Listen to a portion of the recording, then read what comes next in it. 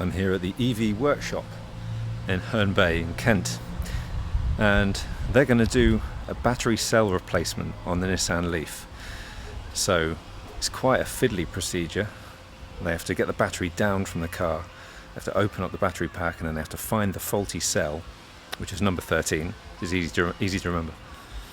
They've got to find the faulty cell and then replace that with a new module, or as new module as they can get from the second-hand market.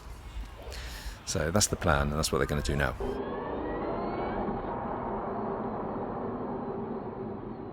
I'm here with Dean and Cameron, and they're going to repair this LEAF, the battery cell. They're going to repair it, and we're going to go through the whole process. So what do you have to do first of all? So the first thing we need to do is decommission the high voltage system. So straightforward first step, we're just going to disconnect the 12 volt battery, and then we'll be moving inside the vehicle to pull the service plug before we take it up in the air. In the middle seat, right in between your legs, there's a panel that you just need a flathead screwdriver to get off.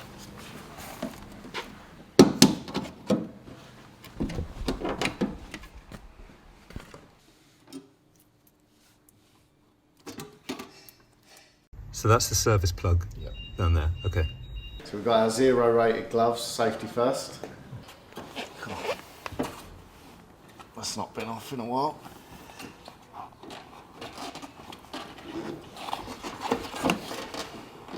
So that's the service plug? Yeah, that's our service plug. So squeeze the tab in there, lift the lever, and the plug comes outwards. This one was a bit stiff, clearly hasn't been off in a long time, maybe never.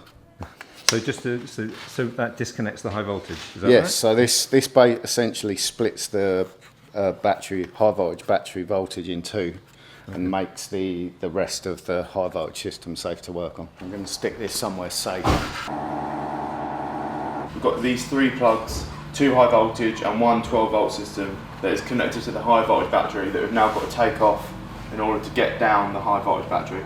These plugs, particularly these middle ones, they can be, there are 3-stage plugs. So you've got this blue pin that you pull out. It allows you to turn this mechanism here, slide the black bit up, and then the whole plug comes off. Notoriously, well, again, because they're sort of, although you've got the plastic trays underneath, they are exposed to the elements slightly. They can be a little bit fiddly to get off, but we'll see how we go. So that should allow that piece there to move now, like that. Small tab there.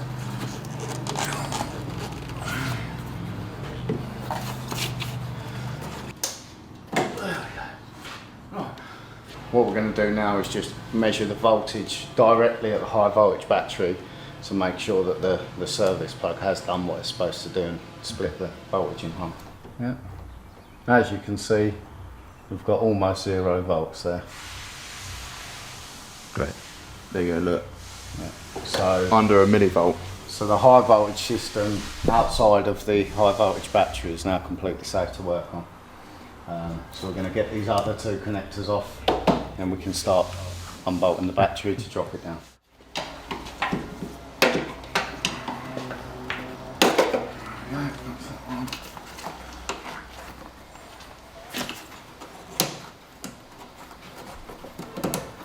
There we go, fully disconnected.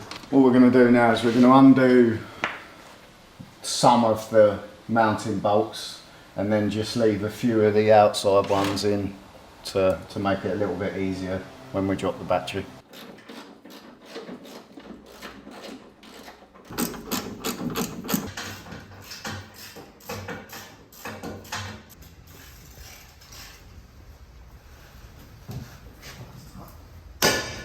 So now we've got the front bolts undone, the rear bolts undone, which leaves us with 3 18mm bolts down either side, which we're going to do once we've got the table underneath.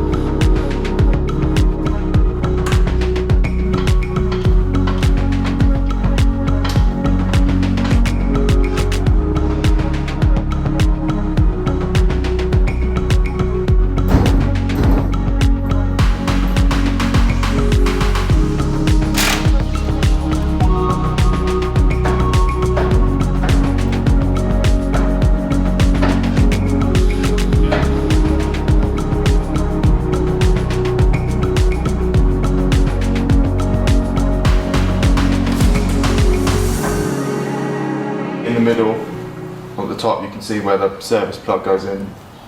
We've just got quite a few tens around the edge holding this top cover on. And once we get this off, it will expose all the insides of the battery cells, all the wiring and the modules inside the battery pack itself.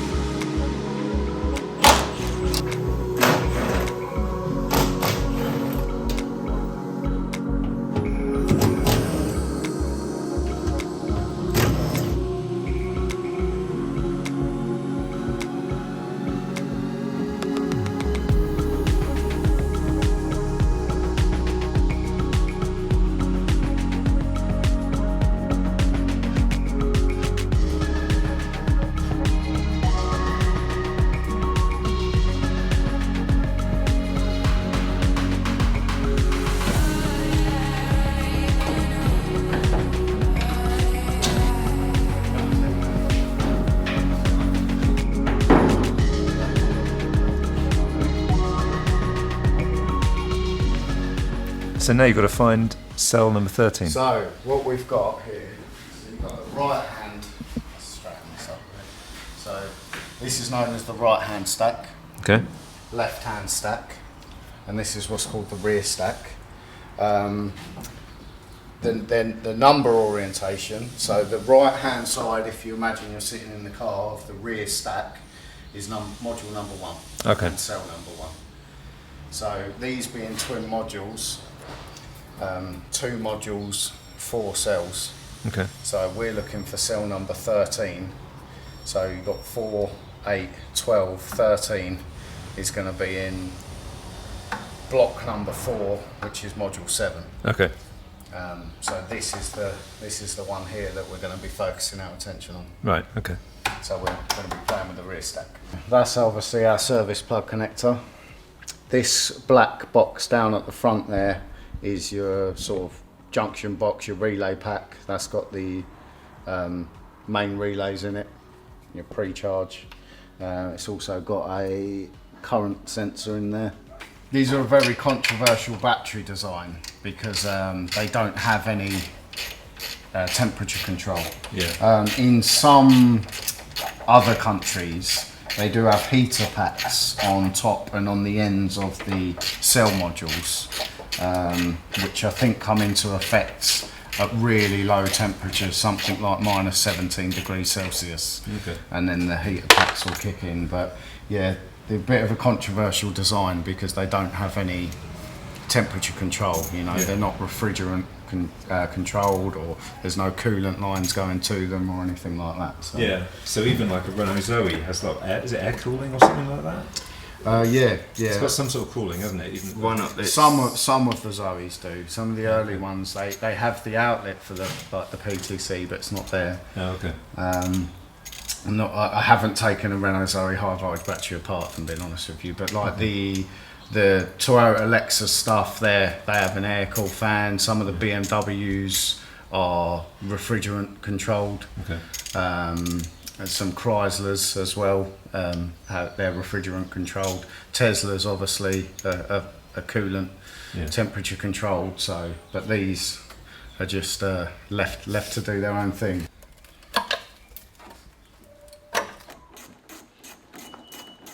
Disconnected all the cables, terminals from the rest of the battery pack itself. So it should be free. So now we've got to lift it out. Okay. They're very heavy.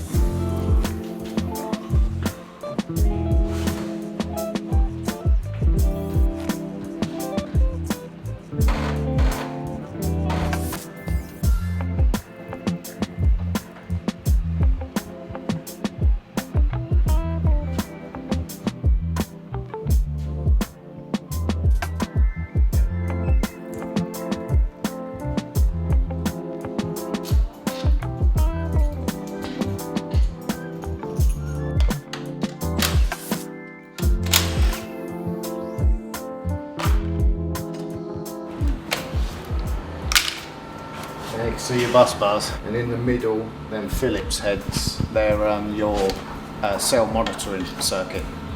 So when you look on your scan tool or your LEAF spy, that's what monitors the voltages that you're seeing.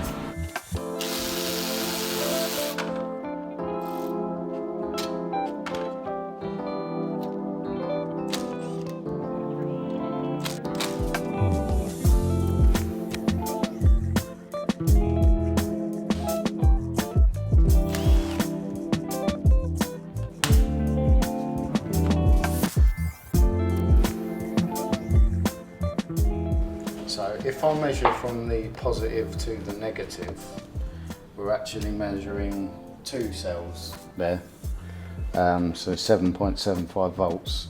If I measure from one terminal to the battery monitoring connector, then we can see the voltage of an individual cell similar to what you see on the scan tool. So there we've got 3.88 volts, and then if I move to the other side, again, well, 3.87 volts, so very close. Okay. So if we go to our suspected faulty cell, so we've got 1, 2, 3, 4, which should be one of these two in here. So we've got, there we go, 2.86 volts. So that's our dead cell. Okay. And then the neighbouring one, 3.88. So our dead cell is 1/2 of this module here. Right. So we're going to strip down this pack and change this pair of modules. Great. Easy. Easy, yeah. So that proves what the scan tool was telling us, basically. Yeah. The tolerance is about 0.2 of a volt. 0.2 of a volt for lithium ion, yeah. So 7.8 between 2.8 is a big difference. Oh, it's knackered. It's knackered. So even, I mean, when it was on the car with the ignition on and the vehicle was attempting to balance the cells, that faulty cell was showing 3.5 volts, which, although it may appear closer to the voltage of the other cells at 3.88, is still way out of tolerance, like absolutely knackered. Yeah. And obviously without the vehicle attempting to balance or charge the cells, the voltage is completely fallen off a cliff. Right.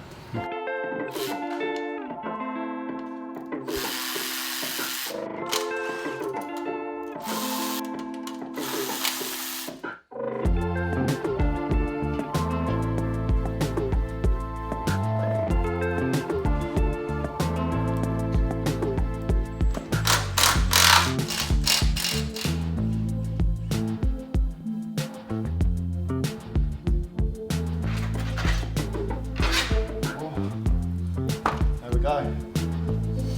2.86. 3.88.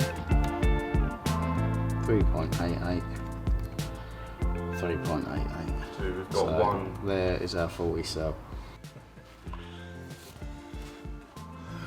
7.6, 7.72, 7.76. So we've had to stop the process for the moment because we need to wait for the replacement cell to get up to the correct voltage. Yeah, so the replacement cell only arrived late yesterday afternoon, so we were only able to put them on charge this morning, and we need to charge them up to the same voltage that the cells are in the battery pack. Otherwise we could end up with a no start, or we could worst case we could end up having to take it back out again. So we want to make sure we're doing it right before we fit the new cell and put the pack back in the vehicle. Great, but this process could take a few hours. Yeah, so yesterday afternoon we discharged these cells, and today we're charging them back up to the correct voltage, but we have to charge them at a very low amperage to protect the cell itself, and that's why we've got them clamped in a vise so there's no risk of them swelling up. So unfortunately at the moment it's just a waiting game until the cells are at the voltage we need them to put them back in the vehicle, which is about 3.88 volts per cell to match the ones that are in the pack at the moment. With all modern vehicles actually, but particularly EVs from our point of view, one of the things that can be difficult is the access to information, service data, repair data, stuff like that. Which is where our Hevra membership really comes into play. So if there's a piece of information, something quite in-depth like this, or replacing a high voltage component, diagnosis of a high voltage component, then if we need to, we can contact Hevra and they will provide us like wiring diagrams, technical information. In some cases they have a test plan, like a Hevra test plan. If it's a common fault or a fault they've encountered before, they send us a PDF or an email with the test plan attached. And for us, it's worth its weight in gold. Yeah, more garages should have Hevra membership, really. Yeah, I think when people inquire about our services and mention Hevra, I know it's not yet, but it's almost like a governing body for EV repair workshops. It should be the standard for people that are working on these vehicles, really. Yeah. So. And it's just great to know that you've got people there that know what they're talking about and they can help out, because it is, as you've said, it's a learning experience. Oh yeah, every job. Yeah. Every job is a learning experience. You know, some of the jobs, particularly on the newer stuff, you may not have done it before. So you're going in and you're not quite sure what to expect. And simple little things as well, like disconnecting some of the high voltage plugs. They've got 3-stage safety catches on them, and if you don't do it properly, you're at risk of breaking the plug. And the last thing you want to do is have a loose connection on a high voltage terminal. Yeah. So it's just knowing what you're doing before you attack the jobs. Yeah.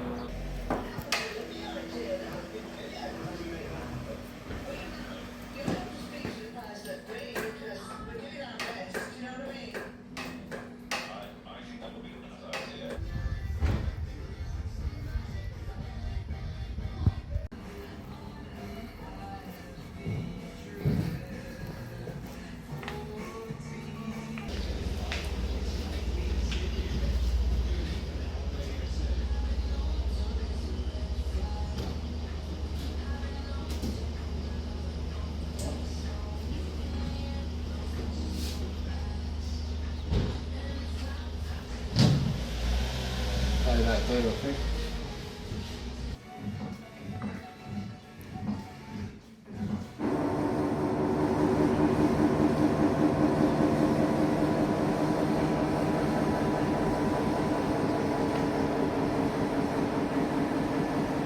Okay, so we've just refitted the service plug, which is down there. It's a bit dark, I know, and reconnected the 12-volt battery.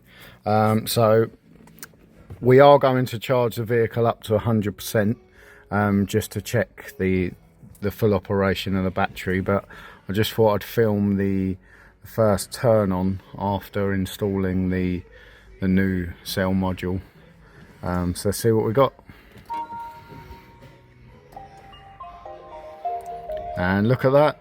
So we will still have to plug the diagnostic tool in and delete any history codes in there, but you can see already we have a range of 62 miles on there. Previously, on a full charge, bear in mind this battery isn't fully charged, on a full charge the customer could only get 30 miles out of this vehicle. And we was actually quite surprised that it would still run, and they were having to clear the code using LEAF Spy every ignition cycle, otherwise they weren't able to drive the vehicle. The battery was actually that low prior to starting this job that we had to push the vehicle onto the ramp. So there you go. So still got some final checks to do and the plastic under trays to refit, but yeah, looking like a fix. So I don't think it's put me off ever having an electric vehicle at all. If anything, just made me realise that, do your research before spending any of your hard-earned cash, basically. Yeah. And also, I suppose it's good to know that everything is fixable. Absolutely, yeah. With the right people, it is. Yeah. How much was the cell replacement, if you don't mind me asking? So